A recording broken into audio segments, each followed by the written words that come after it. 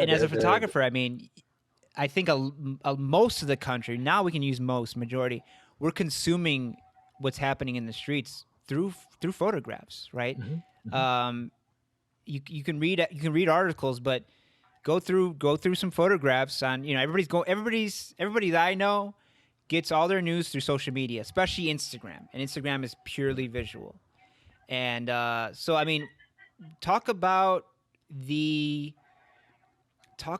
power of photography to capture a moment like this in ways that, we've heard words for hundreds of years, but something about photography, and you have really stunning photographs in your new Black Lives Matter things that you just took, what, June 10th or June 6th? Right.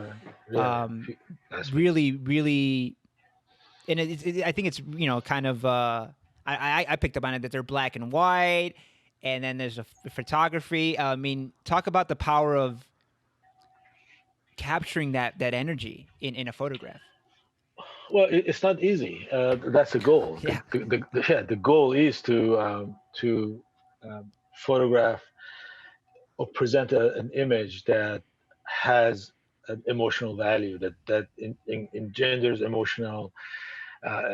emotions in the person who views it, and or pass along a message. Um, it's something to read about something that is happening, and there's a completely different thing when you actually see Exactly. it. And I think that's what interests me in photography, because, no offense to writers, Oh yeah, yeah. you can sit there and you can write, and there's that, but as a photographer, I have to be there. I have to be there along with the things that are happening, to experience it and photograph it. So yeah, I think photographs are important. Yeah, worth a thousand words. No, I mean, as a writer, as whatever your art is, if you're getting really good at it, you also discover the limitations of it, and those are frustrating, right? So, like, as a writer, I can write 1,000 words a day and come out with but a photographer can post on Instagram or somewhere one photograph that captures this moment, and it'll be remembered more than words. It'll be remembered for Yeah. decades. Absolutely, absolutely. Like the photograph that there's, like, throughout history, there are tons of these photographs. Yeah. The one that just come to my mind when we talk about Black Lives Matter was the photograph a couple of years ago of the woman With the who police was standing officers there with the police, like, coming together. and She's like, her dress is like kind of flowing in the wind. Yeah, yeah, yeah. yeah, and then Exactly. See, how contrast do we with both know about that, right? exactly. Automatically.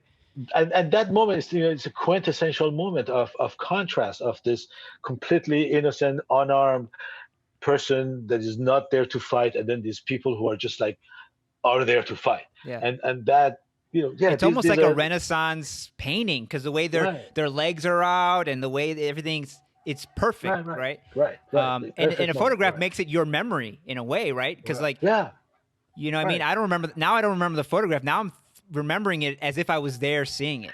right, and it touches on emotions, on things that you feel, of exactly of this innocence that is being attacked, Yeah. and these ideas, and just all illustrated in front of you, and so you remember it.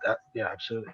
And Or then that. these sort of photographs are so far in. I mean, there are like billions of photographs that are taken every day, Right. but photographs like that are just so quintessential and so important to those moments are not that many, but when you get them, it's just wow.